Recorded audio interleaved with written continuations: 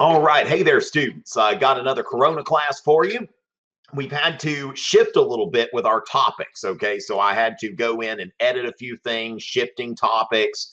So, oh my goodness. Y'all make sure to keep your social distance from me. Okay. So we're gonna hope that I don't have Corona now. But then again, looks like we're gonna have to get it anyway at some point, right? But we'll see. All right. So with that, ladies and gentlemen, we're going to focus today on imperialism. Go ahead and ask your questions. Now, this week, what I've decided to do, since we were originally going to focus on the interwar period this week, that's no longer on the exam. So what we're going to do now is we are going to focus on the late 19th century this week. So today we're going to be looking at the new imperialism. So questions about imperialism will get priority, but anything from the late 19th century, the late 1800s, is going to be accessible. Okay, so as far as that goes, go ahead and get your questions in. Now, also, we want to go, do I have any more information of what's happening with the AP?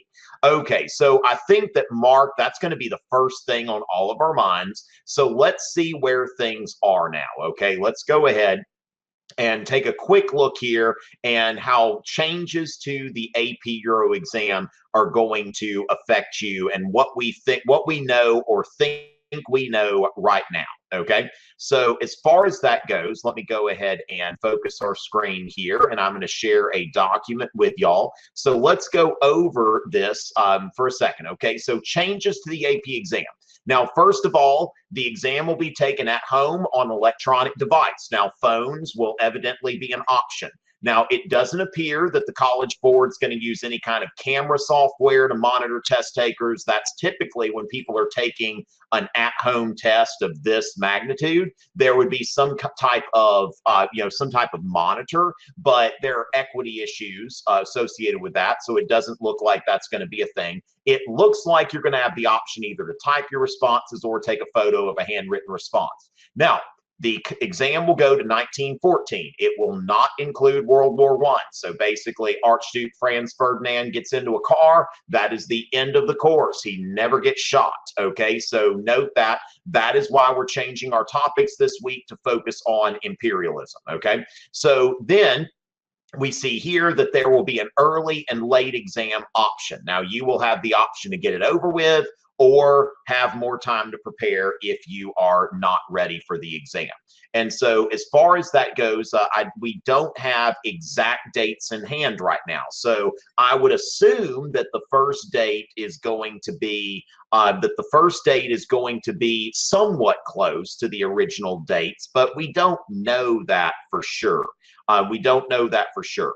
And so with that, we want to kind of go on. I mean, we're going to wait till April. And so what we're going to do now is I'm going to be focusing on topics for the next couple weeks. And then when we get into April, I'm going to go into full review mode. Okay, so what we're going to start seeing in April is full review mode. But note here that you're going to have a couple of opportunities to take the exam. I would say that if your class got to World War I, then you're good. Okay, so as far as that goes, we can see that. So then the test will be around 45 minutes. Okay. So as far as that goes, it'll be around 45 minutes. We don't want to hold them to the 45-minute mark. When you think about this, that every exam's a little bit different. And so the latest messaging we're seeing is that the exam will be approximately 45 minutes. Now, note that we've been told that it will not include multiple choice. And then this doesn't leave us time for a conventional DBQ. So that's, the most likely options at this point are likely a round of SAQs or a choice of 3 LEQs. Now, we're going to see what they tell us. The more I think about it, I think that when they're bargaining with colleges and universities, I just don't see how they're going to be able to give credit if students don't have to write an essay. But I don't know that, okay? But I would not get too tied to the idea that this is going to be an SAQ exam. And also, for most of you who are prepared, I think the LEQ is probably going to be the best opportunity you have to demonstrate mastery on your own, on a ground of your own choosing. So we'll see what they say. We don't know, so I'm not going to speculate on that any further. Now, we assume that the exams will be taken in real time, okay, and that you will have to turn it in within a certain interval, okay, will be taken in real time and will have to be submitted within a certain time of opening, okay, of opening the exam. Now, the other thing here, we want to note the College Board, they say that they're aware cheating will be an issue. They're taking measures to deal with that, okay? Now, one possible thing, now I'm getting into rumor a little bit on some of this stuff, okay, but one possible thing is for everyone around the world to take each exam at the exact same time. Like, basically, if you're an international student, you may be taking it in the middle of the night. But they just put it out there and everybody's taking it at the exact same time. So that could be something that we see there.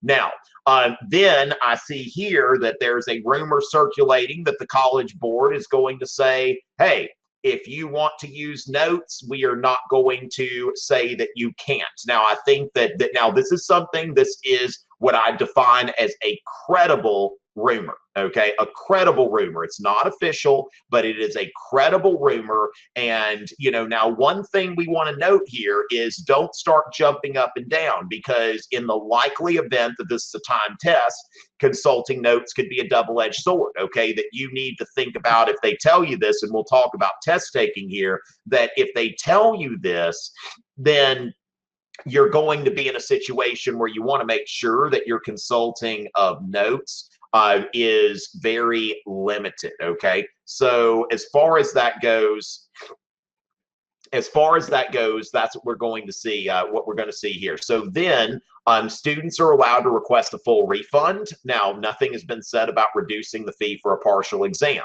I don't think any of you want to request a full refund. We're expecting to receive more information by April 3rd. Now, as far as study priorities, I would say, first of all, content, okay, 1450 to 1914. Make sure while we're waiting on the format of the exam, content is still king. Now, SAQ practice and LEQ practice, I think, are important because either of these could be on the exam. I would try to write an LEQ a week between now and the exam just to keep yourself sharp. Now, the other thing here is note the asterisk I've got next to content. I would say that multiple choice practice is still going to be the best way for you to identify content weaknesses. So even though the exam won't have multiple choice on it, if you've got access to Albert IO or, some practice exams, like, if you're in the Marco learning course or anything like that, that you can see there. There are resources from the College Board. I would say that multiple choice items are still a great way for you to study. So that's basically what I know right now. Okay, that's basically what I know right now. I don't think it's very likely. Let's go ahead and put that in there as a question. Okay, that I don't think it's very likely that we're going to see a shortened version of the DBQ. I don't think that's likely. Okay, so let's go ahead. And get into that. Now, somebody's asking, what are SAQ? Oh, my goodness. Okay, hopefully we're not in that. So is it now, as far as that goes, Christian, let's defer on test taking questions until we know a little bit more about, about the exam. Okay. But we will talk about test taking as soon as we know exactly what this exam is going to look like. Okay. So as far as, we'll see here an LEQ, how long can we do? Yeah, just, we're going to see, okay, any questions about the exam in particular, we're going to see. But let's focus on content. So what we see here is someone's asking me to go over imperialism in Asia. Okay, so as far as that goes, now I've got some kind of incomplete slides that I'm going to be working off of, and we're going to get into this. Now let me see. Some of these slides are going to be better than others. This is not a finished lecture that I've got here, but I think that it'll do. I'm going to share my screen with y'all, and we're being asked about imperialism in Asia, okay, especially with Japan. So with that, let's go ahead. I've realized how I can actually accentuate my screen here. Okay, this is a pretty good way to do this. So let's go into imperialism in Asia. And so as far as that goes, we can see here China and Japan. Okay, so when we go into Asia, now, gosh, these are really old slides here. But China, okay, now China, in 1500, what we want to note here, like this is how not to do a slide. I think this slide probably has not changed much since I originally made it in like 2009. Okay, so don't make slides like this. But note here that in 1500 or so, China was the was the most advanced civilization in the world. Now, what we want to note here is in the modern era. In the modern era, we see that, Europeans, they like to borrow. Like basically, Europeans explored the world during the age of exploration, and they borrowed things. They were open to taking in new technologies, even no food. Okay, so as far as that goes, that we're looking here and seeing that that Europeans have become more advanced largely because they borrow. Like think about European cuisine. If we think about the Columbian Exchange, for example, potatoes and tomatoes, these were New World products. Okay, these were New World products, potatoes and tomatoes. And so with those potatoes and tomatoes, can you imagine Italian food without tomatoes? And you can't. It's like the Italians were willing to borrow tomatoes and made fundamental differences in their food. Okay, so with that, and then think about like French food without without potatoes. That would be kind of weird, wouldn't it? British food, fish and chips. Okay, so you think about that all of this stuff is borrowed. Now, of course, they borrow, things from technologies as well, but China has basically put itself in a situation where by 1800, it is behind Europe technologically. And so what we see here is that China also was not interested in European goods. Okay, now that's the other thing that, the Europeans want to trade. The Chinese authorities are not so interested. They don't want this European culture. They don't want these European goods. And so the British are told they have to pay for Chinese goods only if they have silver. And so what happens here is the opium trade. This is a very interesting sort of thing here. Again, not the best slide in the world, but essentially what happens here is the British are paying for Chinese goods in silver, but then they're getting that silver back by trading opium from British India and then getting silver from China. And so there are two opium wars between China and Japan, and the British won those wars and they gained Hong Kong. Now, Hong Kong was given back to China in 1997. Okay, so Britain turned Hong Kong over to China in 1997.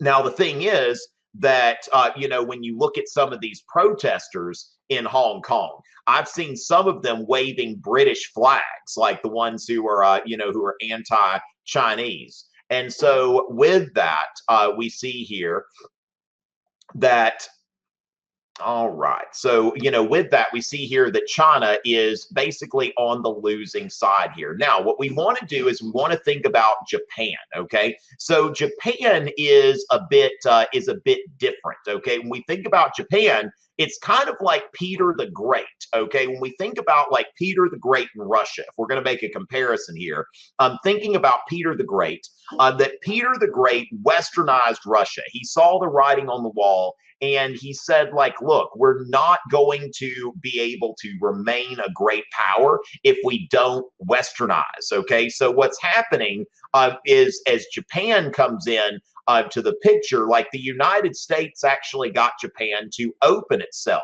I was actually reading about, it's a really interesting story, is that Japan like bought an ironclad ship from the United States that had actually been a Confederate ironclad ship. Let's see, Japanese. Okay, so this was called originally, yeah. So the Japanese ironclad Katetsu, this is just a really interesting kind of bit here that I want to incorporate into this, in this thing. So in 1864, okay, so the Confederate States Navy bought this ironclad ship from France, okay? So, I mean, this is kind of showing you this age of imperialism and just where things are going in the world. I mean, it's very interesting here that this was built in France. Then it was a Confederate ironclad that was then incorporated into the United States Navy. Originally, the CSS Stonewall, named for Stonewall Jackson. And so this ship that is named after Stonewall Jackson then makes it into the Japanese Navy. And this is used basically for a time, it was the flagship of the Japanese Navy. So we see there, I think there's a picture here that it's leading the line of battle against, there was actually, which this is the ultimate irony here, is that it was used to put down a secessionist rebellion in northern Japan. So as far as what happened here, this rebellion, if I can see a map here, I thought that let's see. So the battle of, this battle here was part of, so they were fighting against the remnants of the shogunate, which had tied itself, they'd gone to the northernmost island in Japan. So it's just a very fascinating thing. But you can see here that Japan is, and what's interesting, now this is one thing, it's kind of a continuity, right? Basically, they're attacking the North. Okay, so this ship is used by the Japanese to go to war with the North. So it's very fascinating. But the big takeaway here is that you see that the Japanese, they open themselves up to these Western technologies. And so I just find that to be a very fascinating kind of thing here, where we tie a lot of different histories together. And that's what's going on in the age of imperialism. The world is getting a lot smaller. Now, as far as the Russo-Japanese War, the question here is who's going to control Korea. So the Russians have expanded into, into East Asia, and the Japanese are looking to build an empire, okay? And so again, the Japanese are westernizing. Now, when you look at these Japanese troops, when you look at these Japanese troops, you can see what kind of uniforms are they wearing, okay? So they're not wearing traditional uniforms, okay? They're wearing Western uniforms. So you see the sign of Japanese westernization. And then there is a British-built Japanese battleship to go along with the repurposed CSS Stonewall that you saw earlier. So this is a British-built Japanese battleship. And now the Japanese began this with the siege of Port Arthur, which imagine this, that the Japanese launched a surprise attack against the Russians at Port Arthur and basically destroyed. This was a good bit more successful than the Pearl Harbor attack in the sense that it destroyed the Russian Pacific Fleet. And the Russians then decided that they were going to redeploy their Baltic Fleet. And that ends up being a disaster as well. And so Russia loses again. Now, this is something that is very important in the sense that this represents the victory of an Asian power over a European power. And so the Russo-Japanese War is something that is a turning point when we think about this, because Japan learned the lesson from China and they decided that they were going to industrialize, they were going to westernize, and you see here that they've been able to, to beat Russia in they're beating Russia in a war because of this. And so with that, we see the Treaty of Portsmouth. Now, this is another thing when you think about it, that the Treaty of Portsmouth is mediated by Teddy Roosevelt. Okay, so it is mediated by Teddy Roosevelt, which is the first time anybody went to the United States for mediation. And so with that, we see that Teddy Roosevelt is mediating this. I mean, the 1860s, Americans were just a bunch of farmers killing each other. So that's another thing when you think about the United States. Of course, World War I is no longer relevant, is it?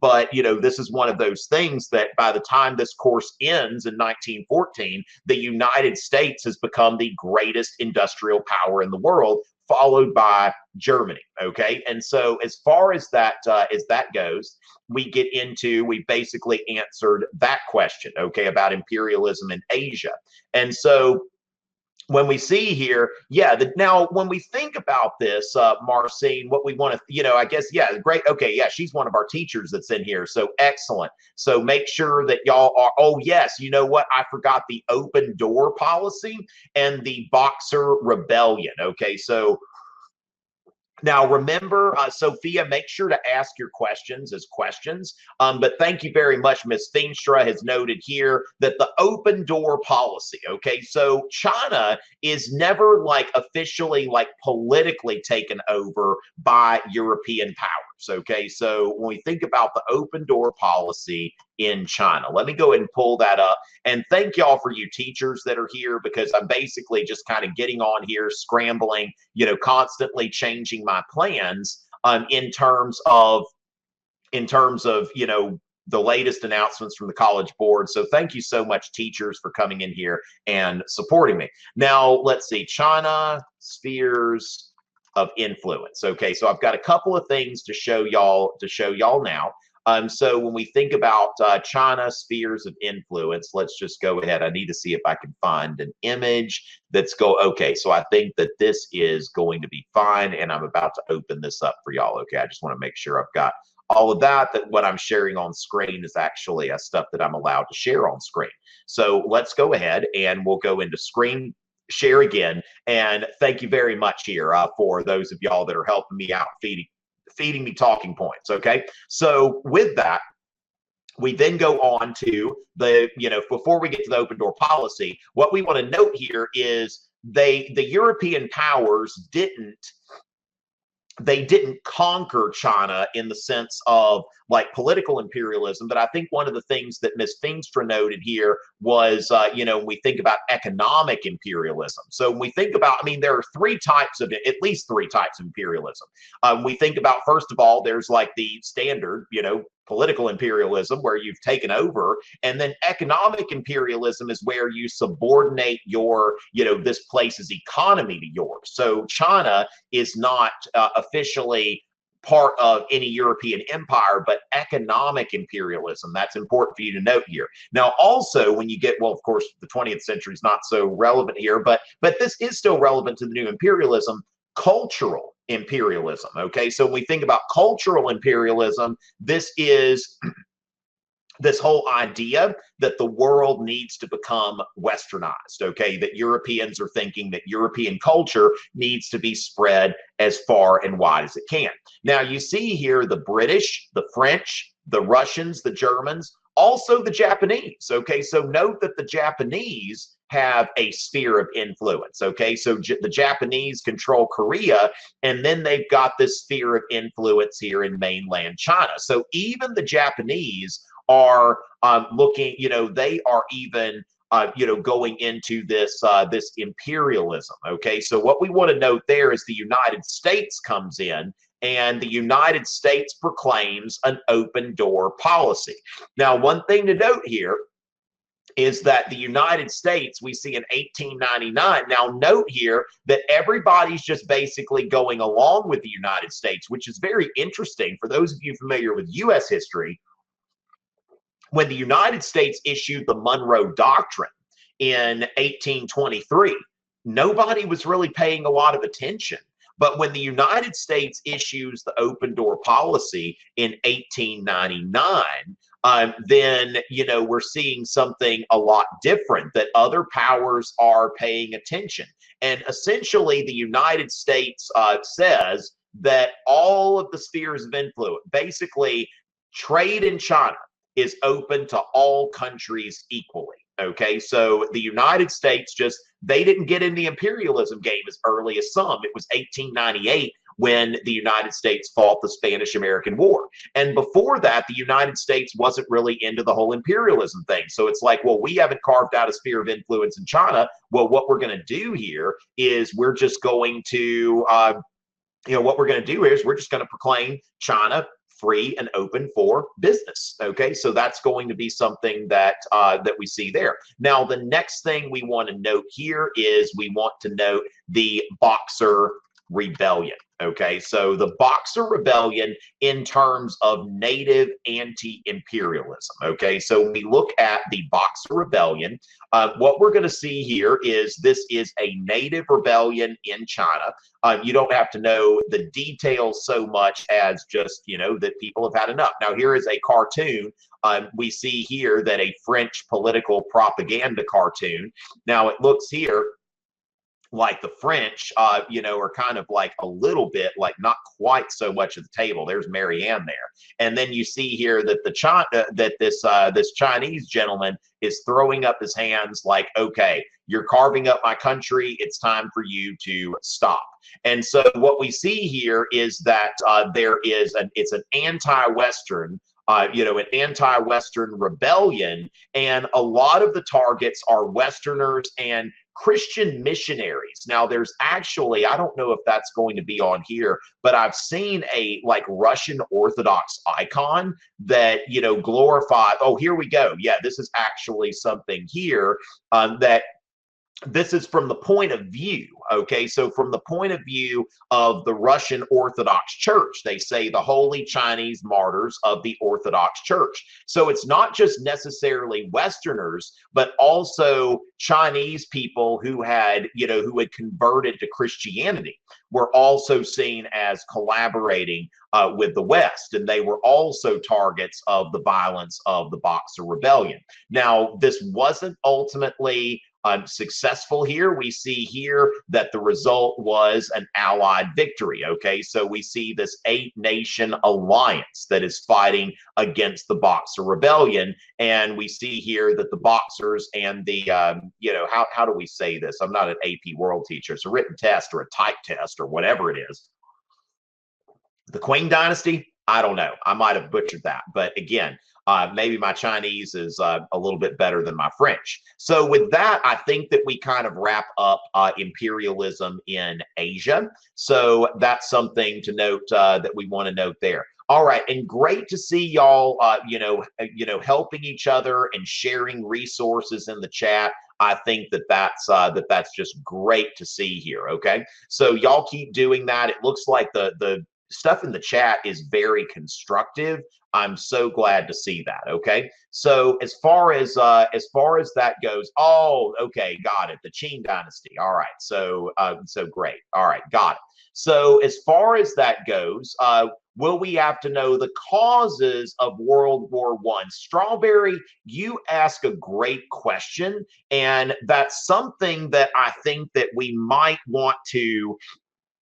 I don't think that it's necessarily out of bounds. Okay, so we want to be very careful in figuring out. Now, of course, it's not going to go into World War I, but if we look at the Anglo-German arms race, okay, if we look at nationalism in terms of, and then imperialism, which is, within Europe and worldwide, like if we could definitely see something about nationalism in Europe and how that's happening in the Austro-Hungarian Empire. So I think that that's something that very well, I would not count the causes of World War I out, because all of that stuff, again, kind of leads back to the Second Industrial Revolution.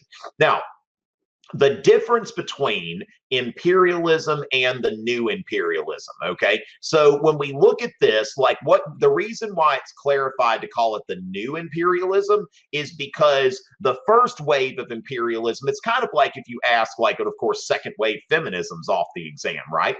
But when we think about second wave feminism. It's like, why does there need to be a second wave? Well, it was different than the first wave, which culminated with World War I and political rights for women and the right to vote. Now, again, women's suffrage. Now, women aren't going to get to vote. That, yeah, it's really this stuff that's in the early, like the late 19th, early 20th century can be a little bit confusing, okay? Because a lot of it's technically before 1914. The main thing that you want to see is if you go to the blue book, that AP Euro course and exam description, you can see what is in units 8 and 9. So when you look at it as the year 1914, don't use that as your only guide. Look at units 8 and 9, and you'll see the stuff that's not on the exam. So as far as the difference between the old imperialism and the new imperialism, now I might actually have something here. Let me just take a quick look here and go into, let's see. So I don't know where I've got that, but if you'll give me just a second, if y'all just go wash your hands real quick or something like that, let me run in and see if I can find, let's see, Age of Exploration and okay, I think we're good. Okay, the tab fairy, just got mad at me. Was like, you got too many tabs open, Richie. And so, as far as that goes, I am here. I'm here. I have not died. I'm not dead yet. Okay, so far I've yet to test positive for the coronavirus, but we'll see, right? And so with that, basically, yeah, I think the tab fairy just got upset with me, and just did her little thing. Okay, so I'm back. I'm back. Everybody can hear me, see me. Okay, we're good. All right, which I tell you what, when Broadway opens back up, Six the musical, it was really amazing. All right, so with that, let's see. I'm going to. I don't see the latest chats. Okay, so we're good. We're good. Okay, so with that, let me go ahead and share my screen here with y'all, and we're going to look at something that could be like, just comparing in terms of evaluate the extent to which Europe's interactions with its overseas colonies in the period 1500-1650 differed from its interactions with its overseas colonies in the period 1815 to 1914. Okay, now as far as that goes, we could see, basically what's going on here is you are comparing and contrasting, the old imperialism and the new imperialism. And now another thing here, we could see like, kind of more of a change over time or something like that. But basically, when we're looking at this, we're seeing evaluate the extent to which Europe's interactions with its overseas colonies differed. Okay, so what you're going to have to do here is you're going to have to kind of get into that. So what is, like, I always like to use my boxes when I'm writing LEQs. Okay, now remember, we have to think about, were they mostly similar or mostly different? And so we start brainstorming. So basically, the Age of Exploration in this box, I'm using what's unique to 1500 to 1650. And so the New World and the Americas are a focus. Gold and precious metals, conquistadors, conversion to Christianity. This was something that was a very important thing here. Now, so, and then what we could say here is that conversion to Christianity as a primary goal, okay? Because the thing is, there are certainly, we saw with the Boxer Rebellion, there are certainly Christian missionaries at the time of the new imperialism, but conversion to Christianity, it's not like God, glory, and gold kind of thing, okay? That the new imperialism is very much driven by, national power concerns, and also, this whole economic imperialism and cultural imperialism. So, when we look at the new imperialism, now we can offer some context here of the industrial revolutions, okay? And I would say that that is a very, very important goal here, which we'll look at the Renaissance pretty soon. We'll be back there. let me go into a little context, okay? And I've actually got some good slides for this. So I'm going to put this on your screen here. And this is the contextual part. So we're contextualizing the new imperialism. We want to think in terms of, first of all, we've got the Industrial Revolution, okay? Or the First Industrial Revolution. That's about 1750 to 1830. Now, I've got a video on the Second Industrial Revolution where I make this comparison. All right, so steam power, textiles, factories. Now that is a spinning jenny, okay? So you see the first industrial revolution.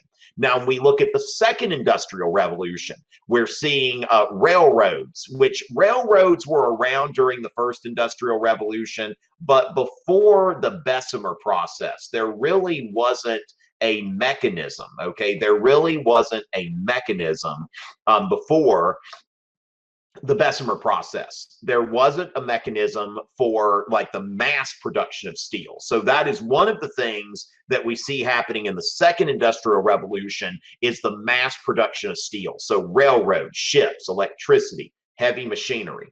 All right. And so all of that and what we would call the conquest of distance. Okay. That's something that is important here in the sense that the world is getting smaller.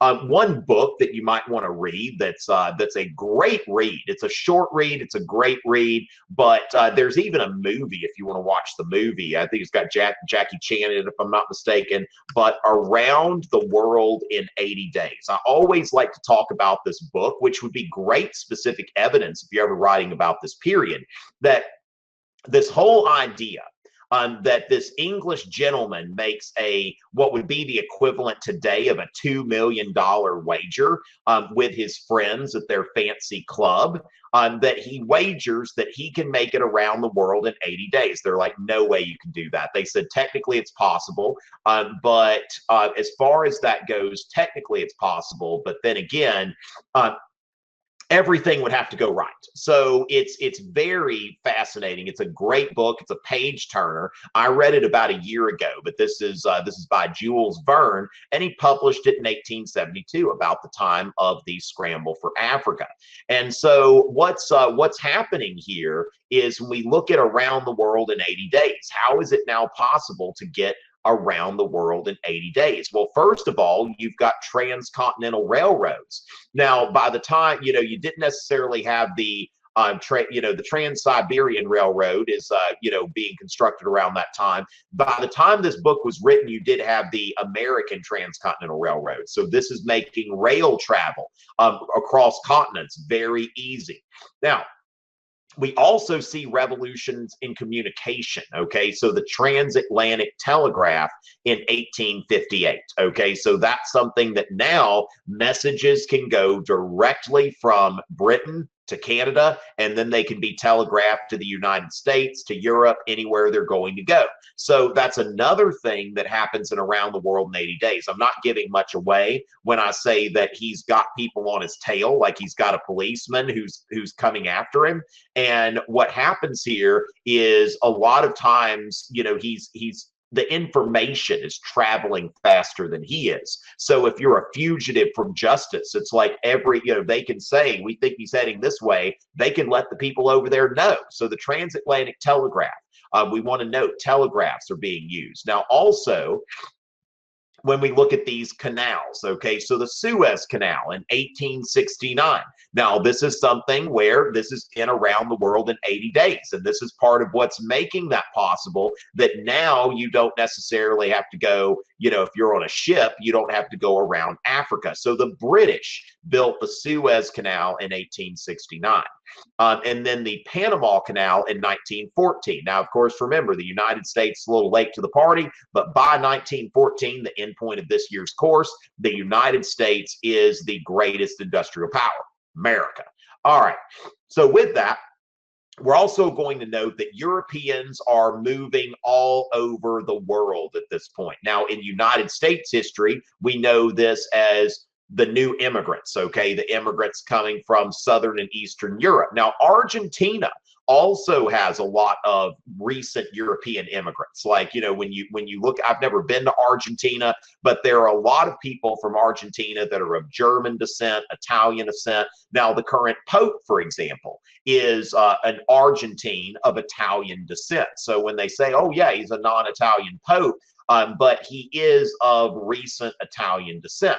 I believe his parents migrated to Argentina, if I'm not mistaken. So then you see people going to South Africa, Australia, and then going out into Siberia. So Europeans at that time, Europeans and people of European descent, accounted for nearly 40% of the world's population in 1914. Now, we've seen a lot less. Today, people of European descent make up a lot less of the world's population.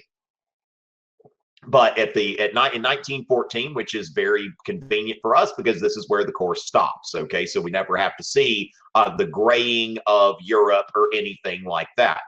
So with that, we know that, yeah, now we see that the centers of population are much more concentrated in India and China.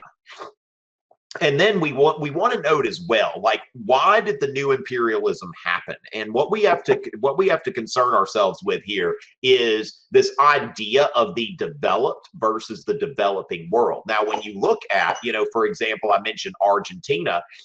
You know, Argentina is somewhere has a lot of recent European immigration. That when you look at the United States, Canada, Europe, Australia, New Zealand, Japan. Note Japan here.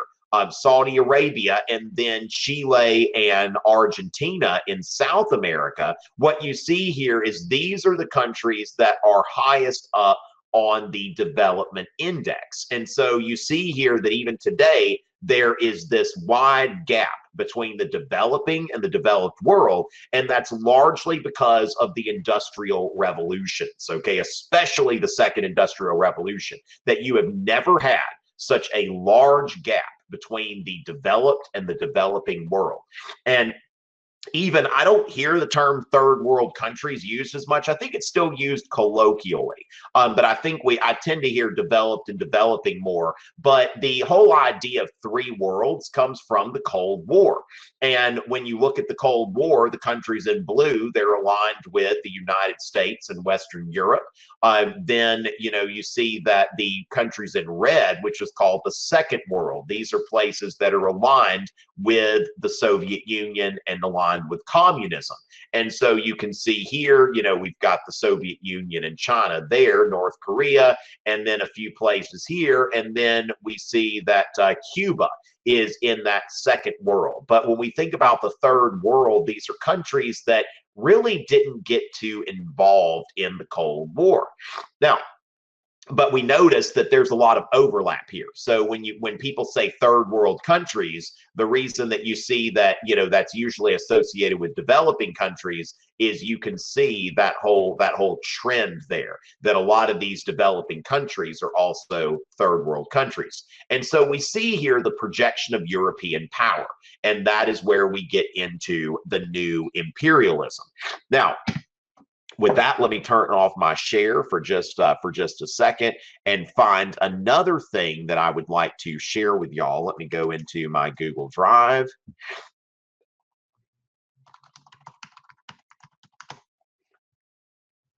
I swear it's just allergies or a cold, right?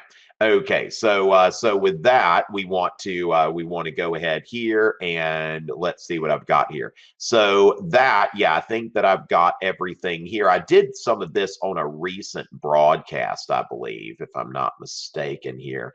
Let me run in actually, and I think that I know where my latest version of this that I'm thinking is going to be the best one. Okay, so that, let's see. Finding y'all a document, drink some water, wash your hands, you know, something like that. And let's see what I've got here. Okay, so I've got an imperialism review that I'm going to go ahead and share with y'all. And what they're going to want to know on the exam, if it ends up focusing on this, the exam is going to be less comprehensive than it ever has been. But what we're going to look for here and I'll have some time since I'm at home to work on that 10-week study plan stuff. So we'll focus on, we'll get on to that. So thank y'all for talking about that. Now this, what I want to do is now I want to get into just the, this has the motivations and methods. Okay. So with that, going into the new imperialism. Now, first of all, let me go ahead and put the graphic organizer that I've got from the second industrial revolution. Okay, so when we're talking about the context of the of imperialism being the second industrial revolution,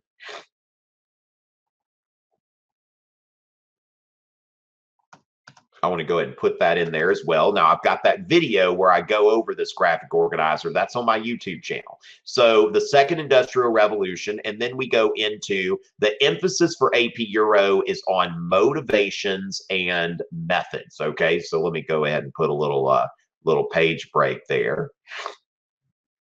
And so motivations, like what motivated Europeans to embark on imperialist ventures. And so first of all, like we've got four kind of things here. Nationalistic rivalries, basically competition between nations, like based on national pride. Now, one thing to note here that I think is worth saying is that the first Olympics were in 1896. Okay, the first Olympics were in 1896, and I don't think that's an accident when you look at the Olympic Games, which we'll see what happens to them this year. But nationalistic rivalries, okay, basically competition between European nations. These nationalistic rivalries are, like we've got a bigger empire than you do, so our nation is great. And then we want to note the strategic concerns, not just my nation is great, my nation's the best, but thinking in terms of what's becoming an increasingly global balance of power.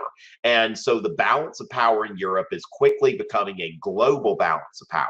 Then Europeans sought markets for their industrial goods and sources of new raw materials. And then a sense of cultural and racial superiority. Now, I got another graphic down here that I start getting into the like Darwinism and social Darwinism. Okay, that's something that I think is important kind of to put in here. And also that, just understand that you're always going to encounter like a very oversimplified version of social Darwinism anytime that you're taking these exams. But I go into it pretty deeply because I find it fascinating. But as far as that goes, we've got some of that down at the bottom.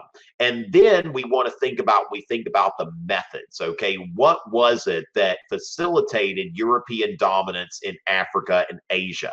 Now, first of all, advanced weaponry. So when we think about repeating rifles and ironclad battleships. Now, one thing that I think is a movie recommendation, okay, if you're wanting to watch a good movie,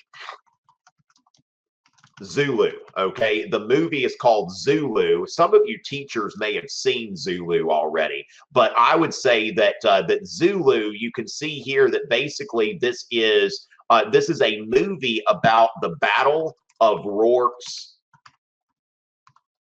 Drift. Okay, so the battle of Rorke's Drift, which happened in 1879. Now notice here that you've got here 139 to 141 British Army regulars with 11 colonial troops, 4 civilians.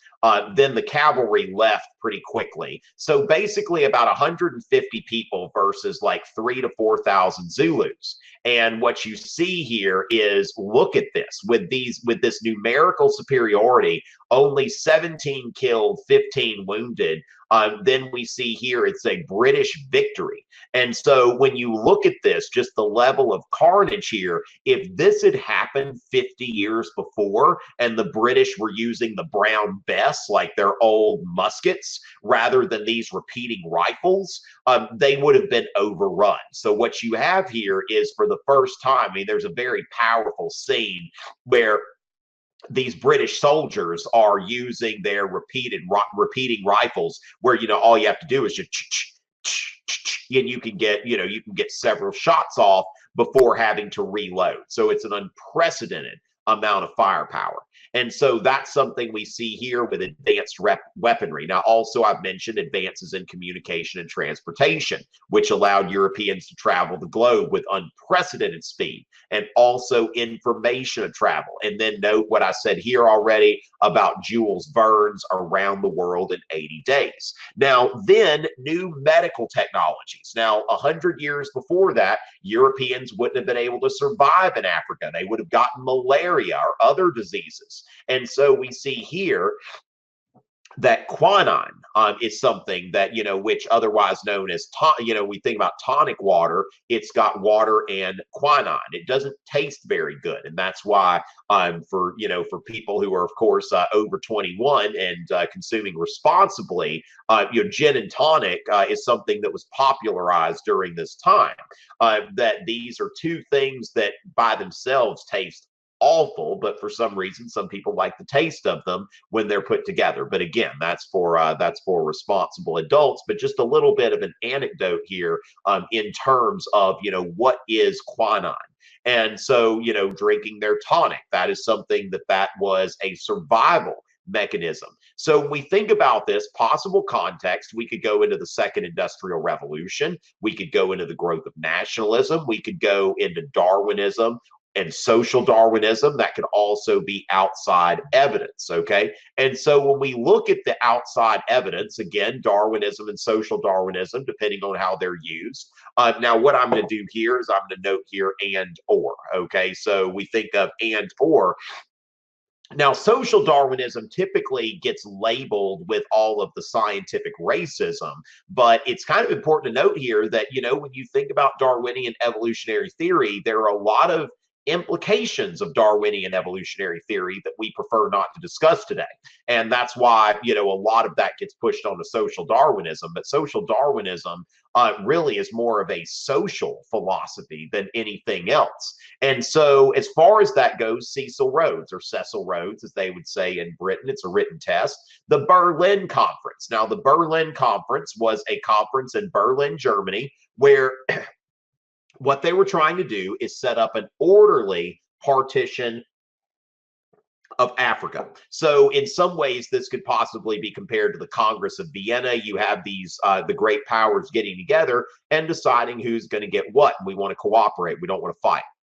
And then the Opium Wars, Britain versus China. Okay, so the Opium Wars we've talked about. Now, also the modernization of Japan in the Russo-Japanese War. That could be something. Now, does anybody else have some outside evidence that they would think to put into that? What might we want to do? What might we want to do in terms of, some other outside evidence that some people may want to get into? Now, we could think about the, some of the Chinese stuff that we've noted. Okay, so the, spheres of influence.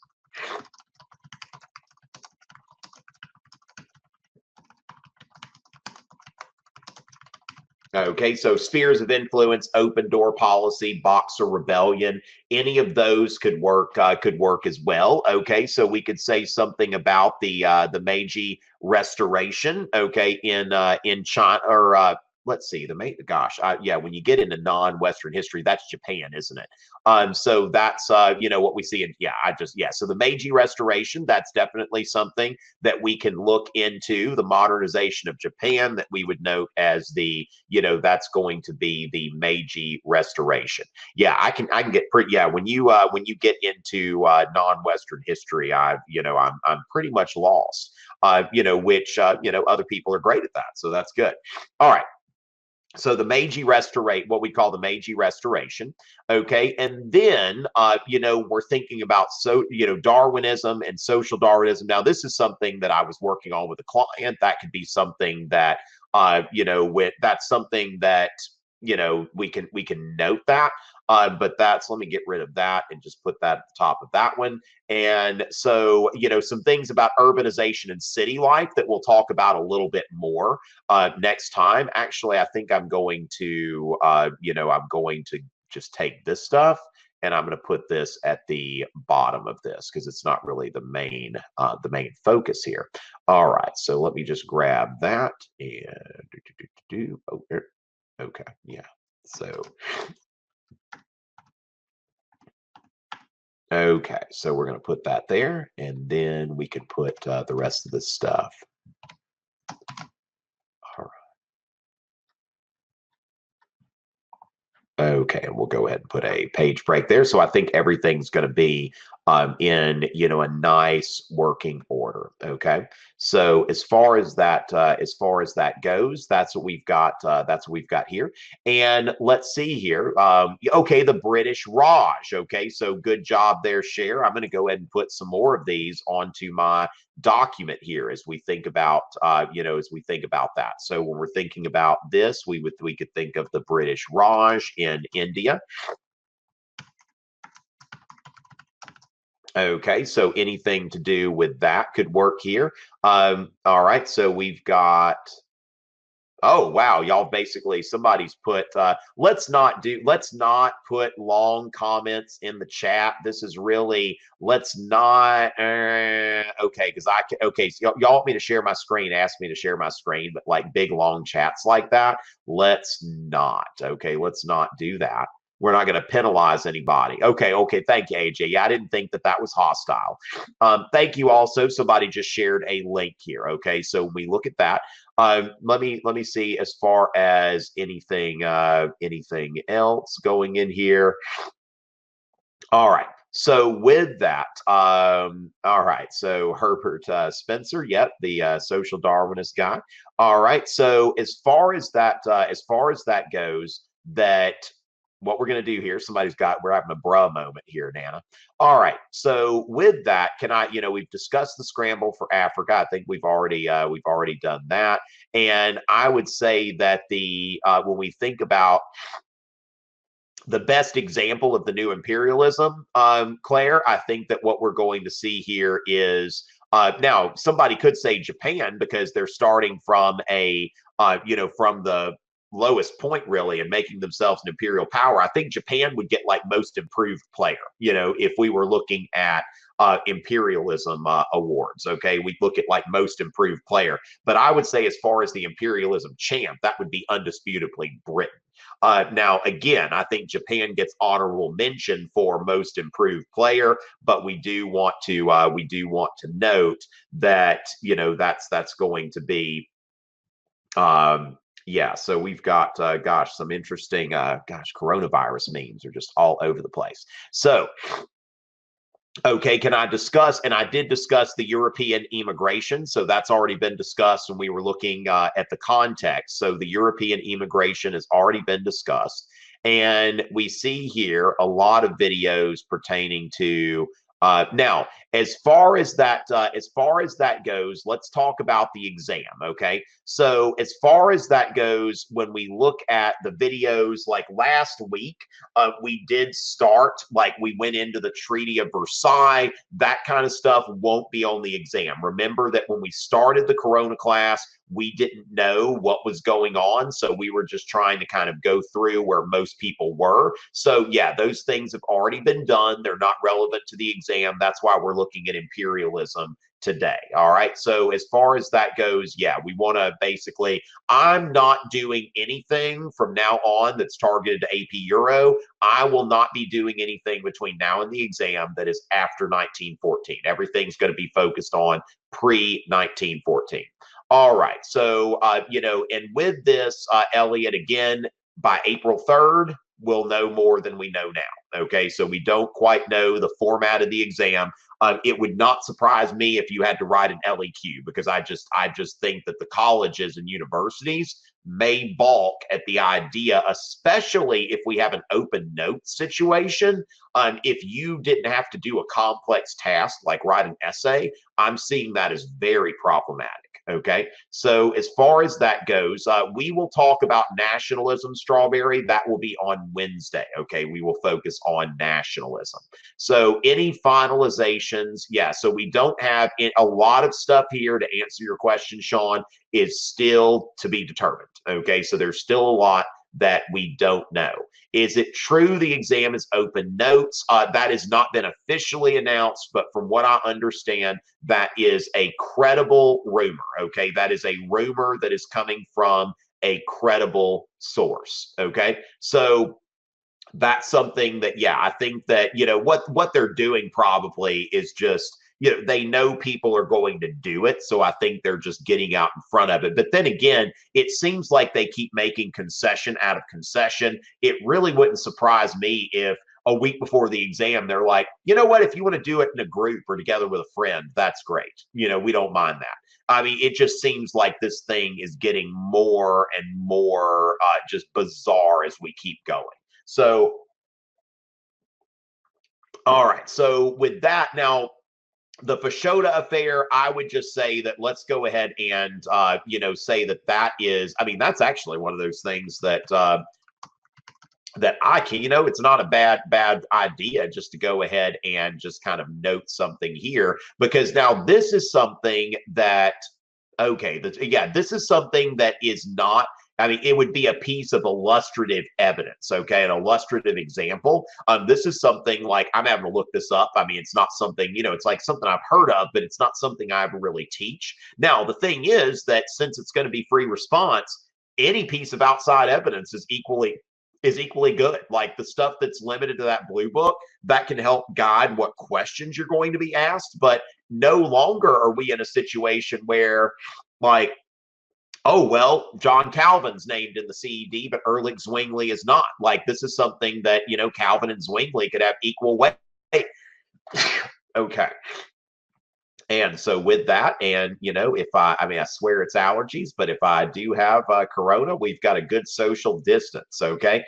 And so Central and Eastern Africa, this is basically something with Britain and France, okay? So these are territorial disputes between Britain and France. And so when you look at what's happening here, the British are basically expanding all over the place. And I don't know if we see necessarily, okay, so there is a French poodle begs for scraps from a British bulldog, okay? So that is not going to go that well for the poodle.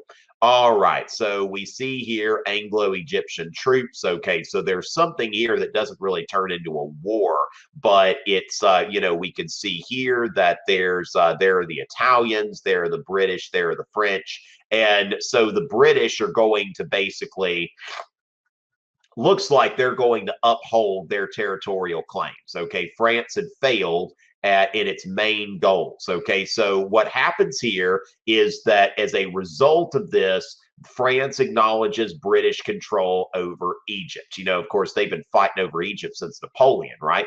But basically, what happens here, France had to accept the terms and to a public humiliation. Okay, so it was ended up being a very humiliating thing for France. And so we see here a threat of war opened the way for closer relations. All right, so now this, it was a diplomatic victory for the British. They realized they needed, the French realized they needed the friendship of the British in case of a war between France and Germany, okay, in case of another war between France and Germany.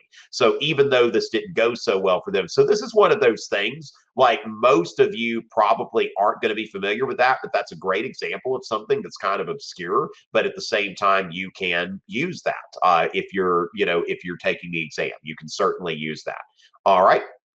And so, with that, I would say that one effect of Europe, on Europe and Europeans. One thing we want to note here, and I don't know if did I mention that specifically. All right. So I want to note number 3. I don't know if I gave enough emphasis to earlier, so I want to make a note of number 3 on this list on the left. Okay, so let's go ahead and make a note here of number 3. Then, this is, okay. Europeans sought markets for their industrial goods and sources of new raw materials. Now, the thing is that we're going to note that they sought markets for their industrial goods and sources of new materials. Europeans, also demanded exotic goods. Okay, so exotic goods from from Africa and Asia. Okay, so that's something as well that when we think about exotic goods, not manufactured goods, but exotic goods, like a woman wearing a dress that is like inspired by like Indian fashion or something like that. So, you know, you do see some of these exotic goods as well. But the main thing we want to focus on is that Europeans sought markets for their industrial goods and sources for new raw materials. Okay. So it's basically kind of a mercantilism part two, but we also want to note that Europeans are, you know, kind of crazy about consuming some of these, some of these goods that they're bringing back. So, you know, that's something to note here. And also, you know, noting the European diaspora and all of that. So, with that, I think that we're going to go ahead and let's see, what is the, okay. Mikey, the blue book is the AP European History course and exam description. Now, also, you're asking me what would I recommend as the best review book? Okay, so, let's go to Amazon and Chris Freiler, AP Achiever. Okay, I would say that the best review book is Chris Freiler's AP Achiever. Now, this is looks like it's the price has gone up on this. It looks like now Prime is saying $39.62. But the thing is, oh, this is used. Okay, so you can buy new. You might be so depending on this. Now, I think in this case, you get what you pay for. Like if you're wanting, you know, people are asking me about the best review book. Now, if you just want to buy like any old review book, then, you know, whatever. But this is Chris Freiler's AP Achiever. This is written by somebody who is very familiar with the exam, who's been teaching this course longer than y'all have been alive, who has been scoring at the AP Euro reading longer than y'all have been alive. Okay, so Chris Freiler's AP Achiever is hands down what I recommend as, you know, my favorite prep book.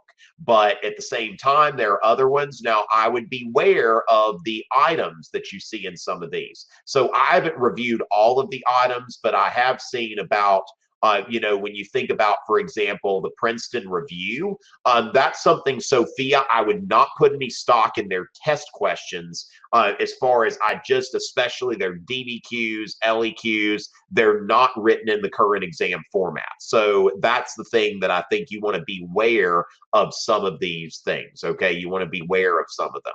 And that's something that is important. So with that, I don't think, I mean, I've looked at the Princeton Review, wasn't impressed with that one. Other ones, I don't know, but I can tell you that not impressed with the Princeton Review. I wholeheartedly endorse Chris Freiler's AP Achiever, and I'm planning on going live with Chris Freiler tonight at 8 p.m. Eastern, so y'all stay tuned for that.